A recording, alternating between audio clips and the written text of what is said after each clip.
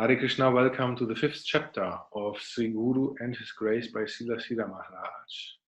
Om Magyana Timirandasya Gyananjana Shalakaya Chakshurmilitam Jine Tasmai Shri Gurave Namaha Namom Vishnupadaya Divya Gyana Pradayanishi Shrimate Paramadveti Swaminya Sirupine Sharanagata Bhakti Vyashuddha Bhakti Vidayani Vishuddha Bhakti Siddhanta Radharani Shevini Shri Krishna Chaitanya Prabhu Nityananda Shri Advaita Gadadhar Shiva Sari Gaura Bhakta Vrinda Hare Krishna Krishna Krishna Hare Hare Hare Rama Rama Rama Hare Hare.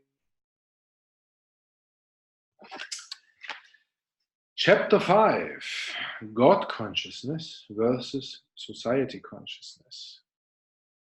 The student asks, in the quest for spiritual truth, one may join a religious mission to advance towards the ultimate goal of life.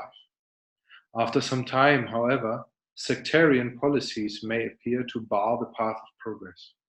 He may see that within the society, pragmatic concerns take precedence over spiritual ideals. If one feels the necessity to look elsewhere, his authorities may tell him that there are no higher truths to be found.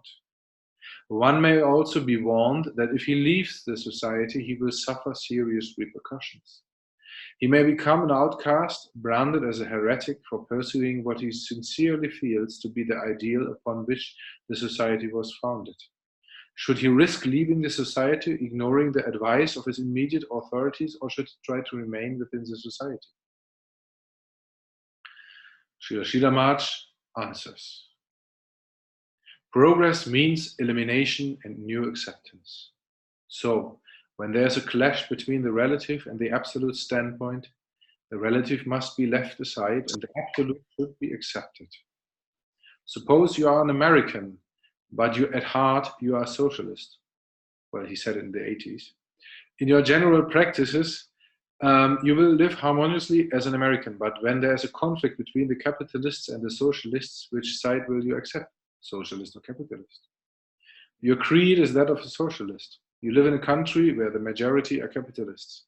When there is no difference between the two parties, there is no conflict. But when there is a clash, which side will you side with?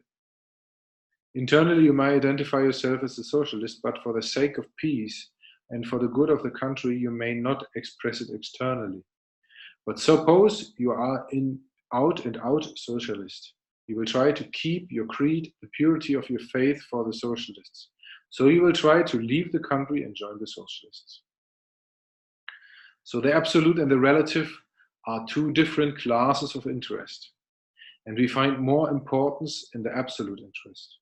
We must be sincere to our own creed. Sometimes we have to leave our paraphernalia if it does not suit us. So also, even in the conception of purity of the Krishna consciousness movement, in the Vaishnava creed, there is purity and form. The form is necessary to help me in a general way to maintain my present position. At the same time, my conception of the higher ideal will always goad me to advance, to go forward, and wherever I go, I must follow the greater model, the greater ideal. Spiritual life is progressive, not stagnant. Do you follow? Devotee says, yes. Catholics, Protestants, and Puritans. Srila Maharaj says, it is progressive. We are in a stage of sadhana, spiritual practice, and we want a progressive life. We want to go ahead, not backwards. The formal position will help me to maintain my present status, and my extraordinary affinity for the ideal will goad me towards the front. Just as there are so many progressive parties and so many missions, progressive communists, progressive Christianity. First, there were Catholics, then Protestants, again Puritans, and in this way Christianity progressed. So there is development in the right way and also in the wrong way. The search for Sri Krishna is dynamic and living. So adjustment and readjustment is always going on. And we should also change our present position accordingly, so that we may not have to sacrifice the high ideal for which we have come. One is born in a particular land by the arrangement of nature, but his high ideal may sometimes ask him to leave the country. Einstein had to leave Germany and go to America for his high ideal of life. And so many similar instances may be found in the world. The ideal is all in all. The highest ideal is a man is his highest jewel. Our most precious gem is our ideal. Many things are recommended in the scriptures, but they are meant to promote us towards the truth in an indirect way. Swadharma nidanam shreya. It is recommended at a certain stage that for the sake of our close friends, we should give up our ideal. But in the Bhagavad Gita, Krishna's final instructions is Sarvadharma Parijaya Mam Mekam Sharanam Vraja. If it is necessary to maintain the highest ideal, you must give up your friends. Surrender to me. I am the real purport of the scriptures. The highest kind of idealists give up their country, their family, their friends, and everything else, but they can't give up their ideal. In the Bhagavad Gita, Krishna says, it is better to die while performing one's own duty than to try to do another's duty. That is one stage of understanding, the relative consideration. The absolute consideration is also given in the Bhagavad Gita. Sarva dharman parijaya mam ekam sharanam vraja. Krishna says, give up everything. Come to me directly. This is the revolutionary way. This is absolute. And this is the relative. Stick to your own clan, don't leave them. That is the national conception. There is a nation consciousness and God consciousness. Society consciousness and God consciousness. God consciousness is absolute. If society consciousness hinders the development of God consciousness, it should be left behind. This is confirmed in the Srimad Bhagavatam, 5th canto, 5th chapter, 18th verse. Gurur nasyat sva jano nasasyat, pita nasasvaj janani nasasyat, daivam natatsyan napatis chasasyan, na mochayet ya samupeta mrityum. Even a spiritual master, relative, parent, husband, or demigod who cannot save us from repeated birth and death should be abandoned at once. What to speak of ordinary things? Even the guru may have to be abandoned. One may even have to give up one's own spiritual guide, as it is in the case of Bali Maharaj, or one's relative, as in the case of Vibhishan. In the case of Prahlad, his father had to be given up, and in the case of Bharata Maharaj, it was his mother. In the case of Katvanga Maharaj, he left the demigods, and in the case of the Jagyapatnis, the wives of the Brahmanas, they left their husbands in the endeavor to reach the absolute personality. We need society only to help us. If our affinity to the society keeps us down, then that should be given up. And we must march on. There's the absolute consideration and the relative consideration. When they come into clash, the relative must be given up, and the absolute should be accepted. If my inner voice, my spiritual conscience, decides that this sort of company cannot really help me, then I will be under painful necessity to give them up and to run towards my destination wherever my spiritual conscience guides me. Any other course will be hypocrisy, and it will check my real progress. If we are sincere in our attempt, then no one in the world can check us or deceive us. We can only deceive ourselves.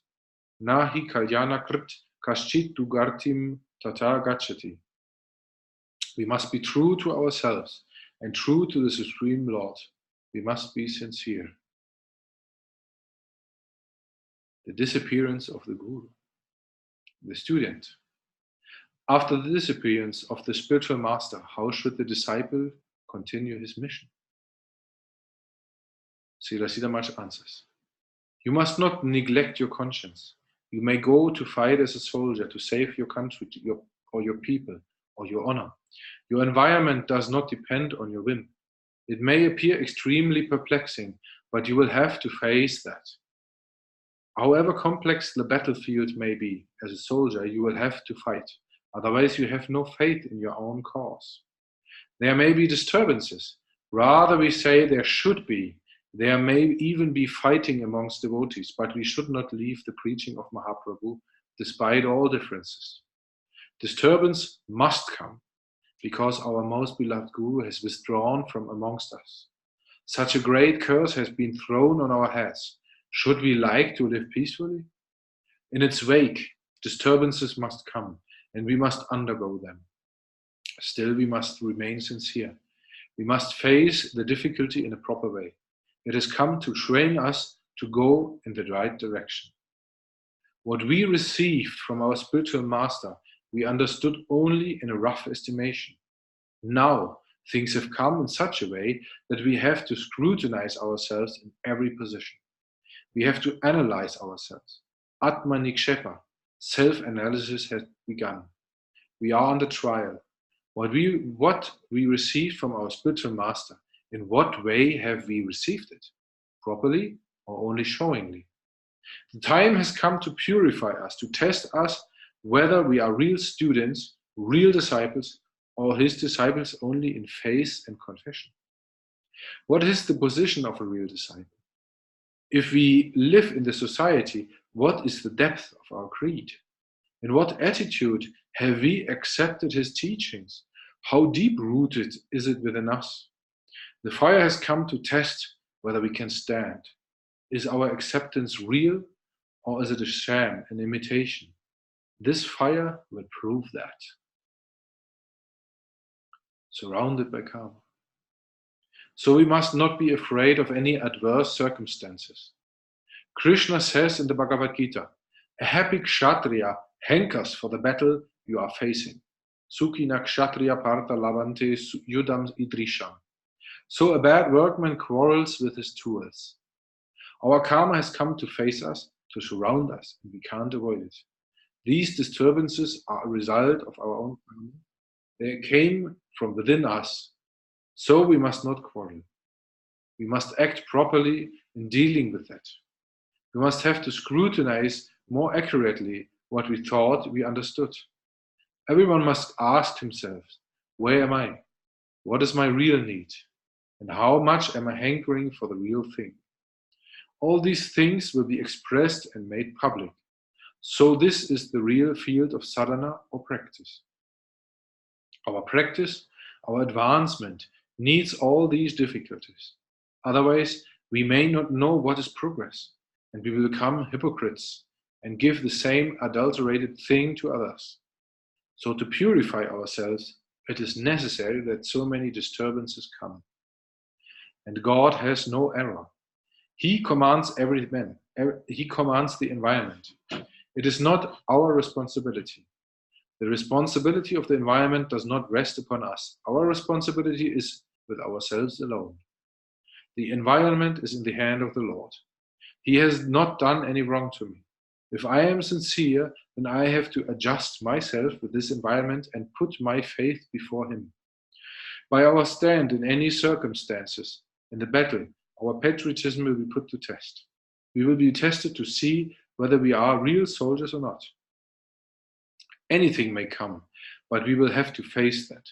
I must not forget my Lord, my Guru, my Gauranga, my Radha Govinda, under any circumstances.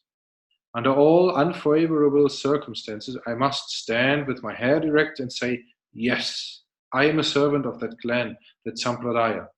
Everyone may leave me, but I shall stand alone. With this attitude, we must march on, whatever circumstances may be. Then the recognition may come in my favor that, yes, under such trying circumstances, he is still there. Our superiors will be pleased with us. We must analyze ourselves. How much are we selfish? To what percent are our unwanted bad habits, anatta, still present within our hearts?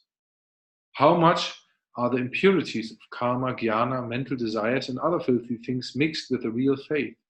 That must come out, and that must be eliminated in different ways. If we want the real good, no one can hinder us. With this spirit, we must move, and then we will be able to understand what is what. Even Christ told his followers, one of you will betray me. Judas was amongst the 12. So Jesus said, among the 12 of you, there is one who will hand me over to the enemy this very night. Even this may be possible. He said, even Peter, you will also deny me thrice before the cock crows. Oh, no, no, no, I can't deny you. But no pride of a devotee does the Lord tolerate. He wants surrender, complete surrender. No, no, Peter said, I am your faithful servant. That kind of ego must also not stand. Peter, who was the leader, was also exposed, so no pride is tolerated by the Lord. Devotees are only tools in the hand of the Lord. One Muslim king advertised for a sycophant, a yes man. Previously, in the court of the kings, they had sycophants. Whatever the king will say, he would give ditto to that. He advertised that he wanted a flatterer, and many men came and applied for the job. He began interviewing them. Do you think you'll be able to do your duty properly? Yes, I will be able to do so. I think you won't be able to do it properly. No, sir, I shall be able to do it. They were all dismissed but one. When the king told him, I think you will not be able to discharge the duty of a flatterer, one of them said, I also think like that. No, no, no, no, you will be able to. You are the fittest. Yes, I'm the fittest. No, no, I doubt. Yes, I also doubt. The king said, this is the man for the job. Those that continuously claimed they were fit were all dispersed and rejected. So, our soul must have such flexibility in the service of the Lord. We must have no ego whatsoever. Of course, that is in the external sense, for we have our permanent ego within. When the soul enters into that higher domain, the position of that is a separate thing. But this material ego, that must be dissolved 100%. But when put into the fire, it will be burned into ashes. And we must be one-pointed in our aim towards the truth. Dronacharya was the weapon master, the Astra Guru of the Pandavas. One day, while testing the progress of his disciples, he put an artificial bird in the top of a tree. One by one, he asked the brothers to come forward and take aim. Yudhishthira came forward. Dronacharya told him, prepare yourself to hit that bird. Are you ready? Yes. What do you see? I see the bird. Anything else? Yes, I see all of you. Go away.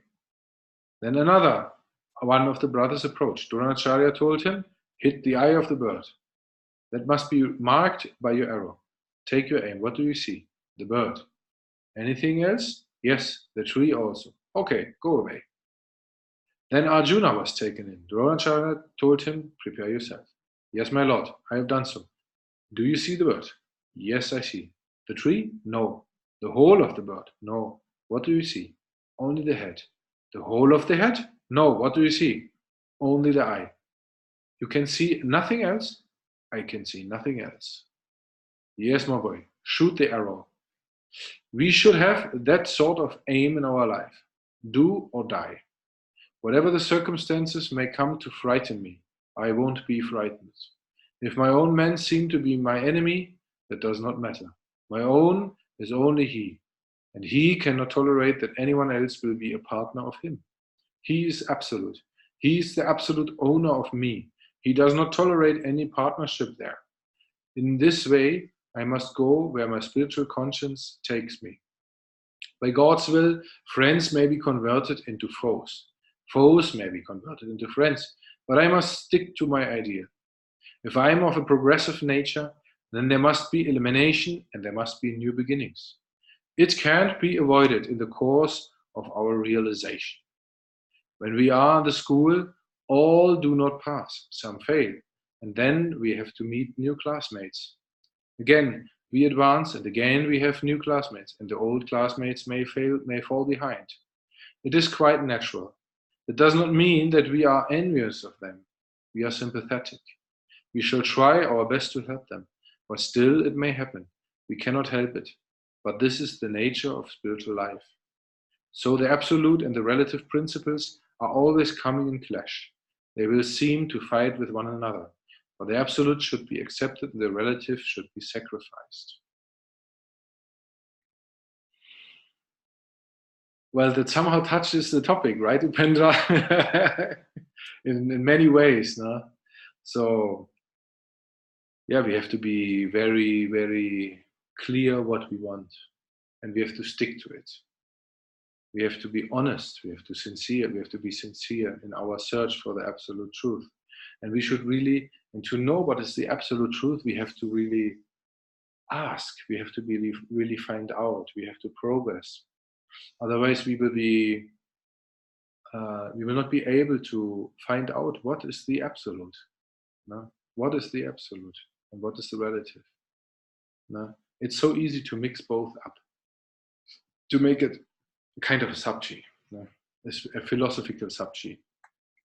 But we really have to always try to find out and ask the sadhus, ask the scriptures, what is the absolute?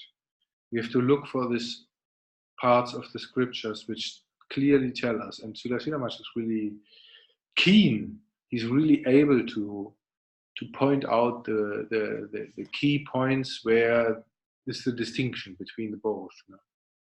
No? That's why he wrote, or that's why this book has been compiled, to make us really aware of what is Guru in the absolute sense, and what is the relative appearance of the Guru, so that we may always be able to look for the absolute representation of Guru and find out what is there to guide us.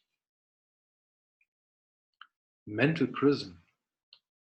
Still, the relative is necessary. A boy must put his whole faith in his primary school teacher, otherwise his progress will be hindered. He should not think that what his teacher teaches him is all false or of a lower type. When he grows up, he will accept another teacher for higher education. But that does not mean that the primary teacher is neglected or insulted. For our own interest, whatever we find which is akin to what was given to us by our Guru Maharaj, whatever we find that will enlighten us further, and whatever will help us to understand more clearly what we heard from our Guru Maharaj, must be accepted. Otherwise, what have I taken in the prison house of my mind through my scholarship? God is not a finite thing, He's infinite. And as much as in the cell of my brain I have imprisoned Him, shall I stick only to that? What is this? Is my realization a living thing, or is it dead? Is there any growth? What I have received from my spiritual master, can it grow, or is it finished? Have I reached the infinite standard where I can progress no further? If someone says that he has reached that standard and that there is nothing further to be realized, then we offer our obeisances to him from far away. We are not worshippers of that. If one thinks that he is finished, that he has attained perfection, we hate it. Even an acharya should consider that he is a student and not a finished professor who has everything. One should always think of himself as a bona fide student. We have come to realize the infinite, not a finite thing. So this fight between finite and infinite knowledge will continue always. Should we think what I have understood is absolute? No, we have not finished with knowledge. Still we must know. Brahma himself says, I am fully deceived by your power, master. I am nowhere. Anyone who has come in connection with the infinite cannot but say this, I am nothing. That should be the salient point. The propounder of the greatest scripture in Gaudiya Vaishnavism, Srila Krishna Das Kaviraj Goswami says, Purishera kita haite muni se lakishta. I am lower than a worm in a stool. This is his statement, and he is saying so sincerely. Should we be ashamed to express our negative character, our negative development, which is the real wealth for a disciple? So because of such a negative character is shown by him, we fall at his feet. And if someone says, I have finished all knowledge, God, Chaitanya, is my disciple, he should be shot down as the greatest enemy ever found in the world. Strong words by Srila Maharaj, but wow,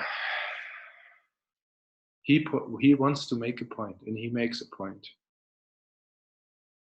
When we come in contact with the infinite, then we cannot say that we have achieved anything, because anything compared to infinite is always zero. So we are zero. And if we are zero, then we have to take the proper attitude. What is the attitude of a zero? I have nothing. I'm empty. I have nothing to offer. I have nothing to bargain with. I just need mercy. I just need guidance, instruction. And as we spoke before, Guru Maharaj is the perfect example for this. Now, after Srila Prabhupada left, he went to Srila Sridhara Maharaj, then to Srila Puri Maharaj, and then to Srila Bhaktivedanta Tirtha Maharaj, and so on. He always looked for someone to guide him, because he says, I cannot live without a protector. I cannot live without a living source to the infinite, which can guide me towards the infinite. And this is what we really need. And so whenever we have questions about what is Guru, we should ask, can he connect me with the infinite? The other day I was talking with Ravananda, and I was telling him, whenever, even now, whenever I'm together with Guru Maharaj, I feel that by his mere presence, I get more inspiration to take spiritual life more seriously. And for me, this is the experience of the presence of Guru Tattva, because he inspires me to go on in my spiritual life and to go beyond what I have learned so far, to advance, to sacrifice more, to do more for Krishna, and to do more for other devotees, to serve more, to develop a serving attitude. Because one thing you can not deny of Guru Maharaj, his total serving attitude. He serves everyone, and he is one-pointed, as Srila Maharaj points out. He has this, what is necessary, one-pointed attention towards the goal. And this I can see in him at all times. He's always trying to serve, always trying to help others on their way. So this is what truly inspires me, and what makes me understand, or at least light up in my heart, the deeper meaning of this, what Srila Maharaj says. And there's so much things. I mean, we have read one part says the disappearance of the Guru and the fire that will come to test us. This is not only, well, in this moment, it was a disciple of Srila Prabhupada who was asking him this just after Srila Prabhupada left the planet. And they were alone. What can we do? How can we go on? No? But actually, this is a thing for whatever situation where we are not in direct contact with a guru, with a living sadhu guru. So whenever we are not in direct connection, then we have to ask ourselves, what do I have realized of that what I have received from the guru? How can I practice it now where he is not here directly? How can I do? How can I go on? And where do I stand? No? And how much do I believe in it? And this, as he says, Atmanikshepa, this introspection, this self-analysis, this is absolutely necessary. This is what we need. Whatever happens to us, we need self-analysis to see what is going on inside us, and to really ask ourselves, of all this environmental changes which Krishna arranges, what should it do with me internally? What should I learn from it? How can I progress to that? What is the teaching? When I studied audio engineering, and when I lost my hearing, that question became very strong in my mind, because I lost the ability to hear sufficiently to go on with my profession, and I cannot enjoy music anymore as I was doing before. And if you are very much inclined to music because you're a musician, you have a musician soul, so to say, and you cannot do this anymore for the rest of your life, when this is your prospect, you ask yourself then, what is the teaching behind it? Why is Krishna doing this? What is for me there to learn? And then, yeah, I went to ask the scriptures to see what is the connection between this and the teachings.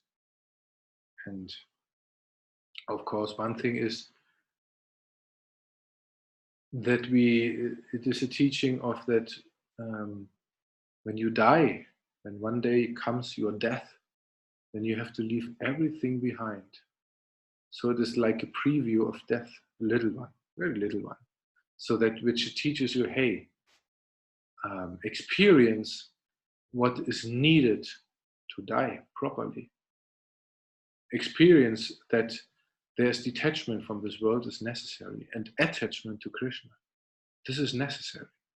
So try to find this. Try to concentrate in this, to go inside yourself and find it. Try to internally surrender. And also it taught me I'm not the controller of anything. And I also am not the owner of anything. Whatever Krishna has given me, he can take away. He can give and he can take. Everything is his. And I just have to learn to be, as Srila Maharaj put it out here, I have to learn to become flexible, a yes man. I have to become a yes man to what Krishna arranges for me. I have to say, yes, Krishna, what you do is right, whatever that may be. And so that had especially this part of the text has had a strong resonance within me because of this experience. Because I really have to go towards that goal with my conscience. I have to really go on and go deeper and really ask myself what is missing inside me, what is blocking myself to surrender. Because I mean, theoretically, I know, yeah, we have to surrender, yeah, we have to give up our ego and so forth, and all these beautifully described things of Srila Maharaj here, of this text. But how much am I able to do so? What is there inside me that blocks it? What tendency do I have? Do I look for fame? Do I look for money? Do I look for appreciation of women? Whatever is there, what all these tendencies I have accumulated in my ego, in my brain, in my mind, and so forth, all these tendencies to enjoy, the enjoying tendency and the renunciation tendency, all this I have to identify inside myself and then pray, oh my dear Lord, please, I don't want this. I want real devotion. Please help me to get rid of it and to become useful in your service. And this is really, the end, this is so beautiful, what we are aiming for. This is so beautiful. It is so fulfilling. If you can get a glance of it, you will know, that's it. That is the purpose of my life. There I have to go.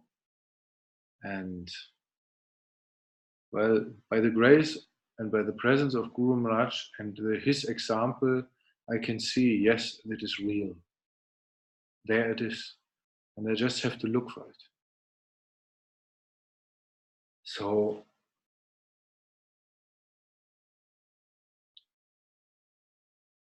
I just want to thank my Guru Maharaj for all what he has given to me, for all the gifts, for this beautiful, most valuable prospect of life, what I can never, ever, ever, ever, ever, ever repay him.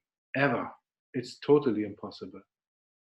I just have to surrender and be useful for this purpose. This is the only thing I have to learn. Whatever tendencies there inside me, I just pray to Krishna and to Guru Deva that they may be taken away from me and that I can really become a servant of the Vaishnavas. Gaura Hari Bol, Srila Guru Maharaj ki jai, Srila Prabhupada ki jai, Srila Sridhara Maharaj ki jai, Sri Guru Parampara ki jai, all Vaishnavas ki jai. Vanchakalpada Rubasya Kripa Sindhuve Vachapatitanam Pavanivyo Vaishnavevyo Namo Namaha. Please share your comments and your thoughts.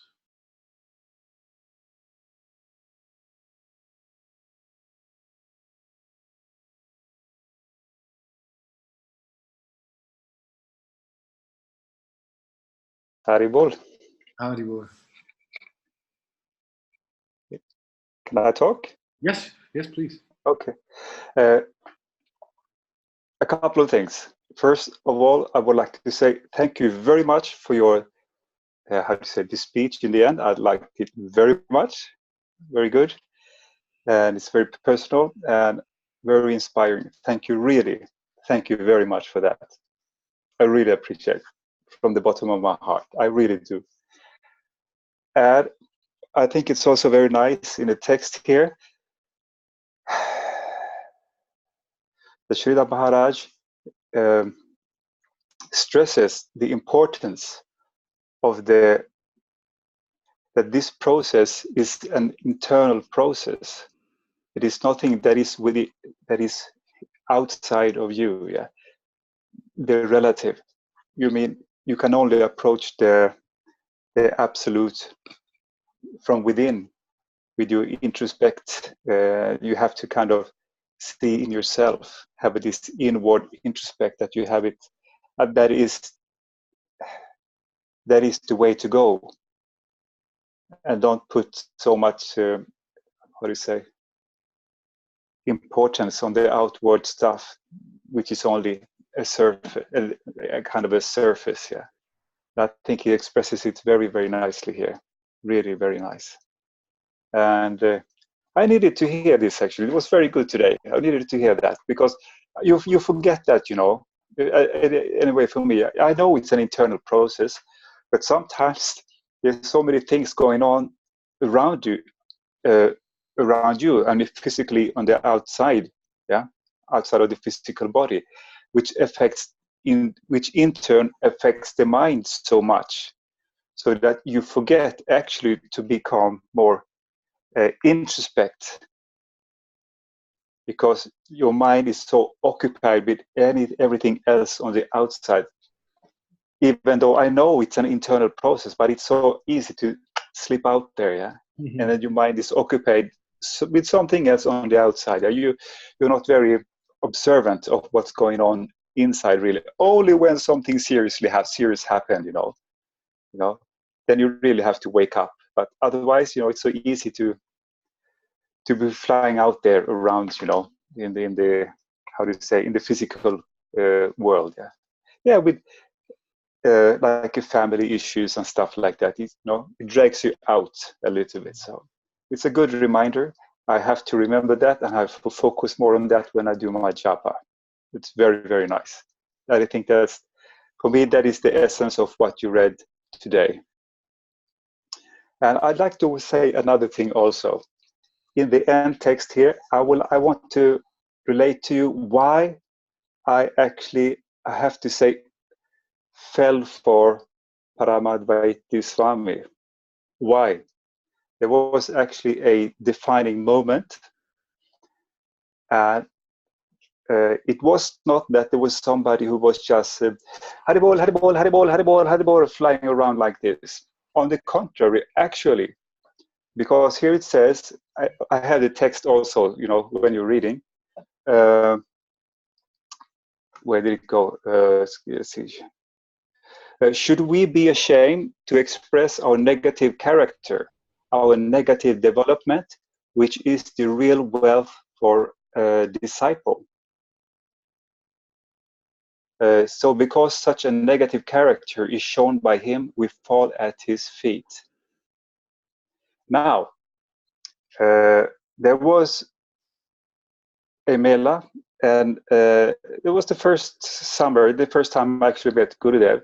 And the bell had been going on for some days. And this was kind of a morning lecture. Everybody was a little bit tired. Guru had this more serene face, you know, and he started to talk. It was a very deep talk in the sense that he was very introspective. And actually he brought forth some negative aspects of which he perceived of himself in negative aspects. And he talked about it for a very long time. And it really caught my attention. Why did he do that? Because then I know this guy is for real. What he's talking about, that is not fake. He's being very honest, very sincere when he was talking. He did it in such a, how do you say, I don't find any better way, just saying that you notice that this was very honest. It was straight from the heart. There was no bullshit around. You noticed that very, very clearly.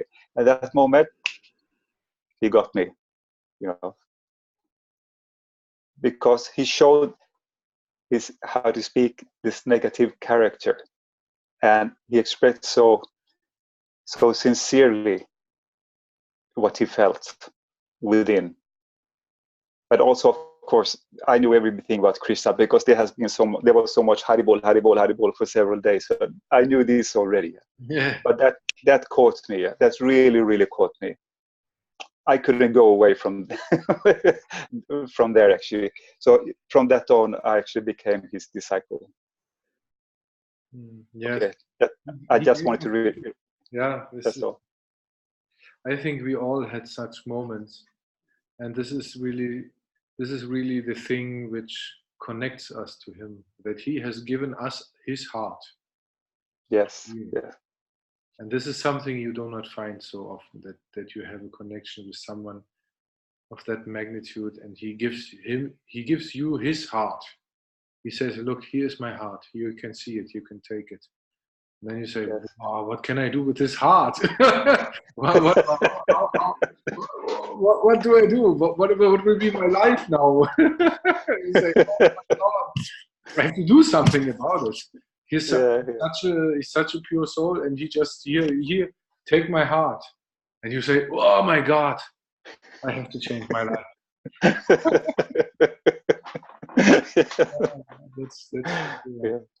That what is really filling up our hearts and making us run towards him, towards Seva, and towards Krishna. Yes. This is the cause by which we can do sacrifice. So yes, sincerity. Yes, that's the point. And sincerity, yes. there's a saying by him. In one of his classes, he says, sincerity is the most difficult quality to achieve. It's the most difficult quality to achieve, sincerity. No, because the mind and the ego always wants to take the short route. Always, I want to get there. No, so I try to manage to get there. But actually, if we want to go to the infinite, only the infinite can bring us there. So we have to just do our seva and sit and wait until he comes to pick us up. And when he picks us up, we cannot resist. I mean, the infinite has come to take us. So no resistance is futile. Very nicely put. Yeah. That's the point. Yes. Yeah, I think it was this pop artist, this guy Prince. You know him? No. He was very popular in the 80s. Okay. Anyway, but I didn't listen to him that much. But there was one line that caught my attention, and it has been with me since then. It was one line of his lyrics. He says, when love calls, you gotta go. Yeah. That's this. That's it. Yeah, that's it. Yeah.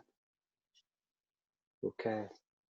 And that's actually what I had in mind that I was thinking about. I would like to share actually. So Thank you. anyone else is more than welcome. Please, I would like to hear something else also. Yes, Ramananda, tell us something. Some nectar of yours. I don't know.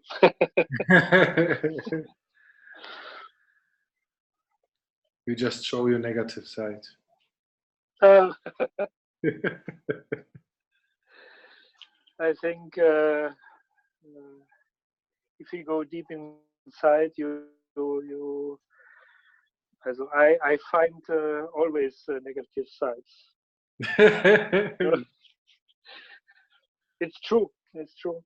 Mm-hmm. You both told it. It's true.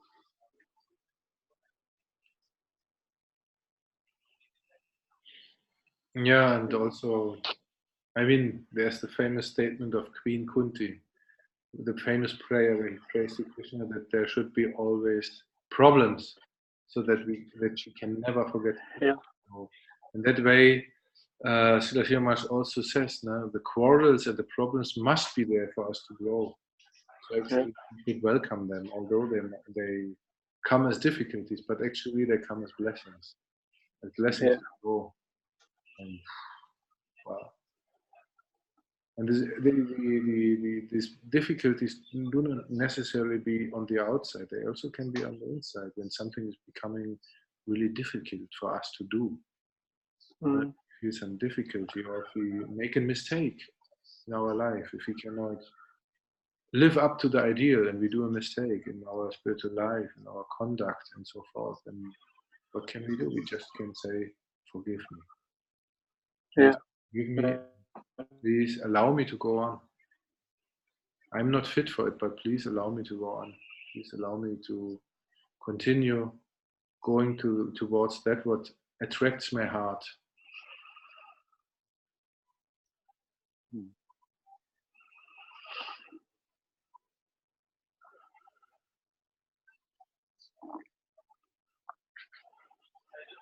So then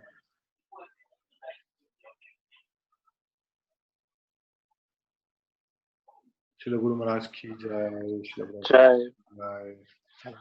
Prabhupada ki jai, ki jai. See you tomorrow.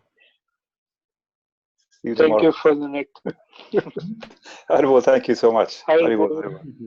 Hare Krishna. Hare Krishna.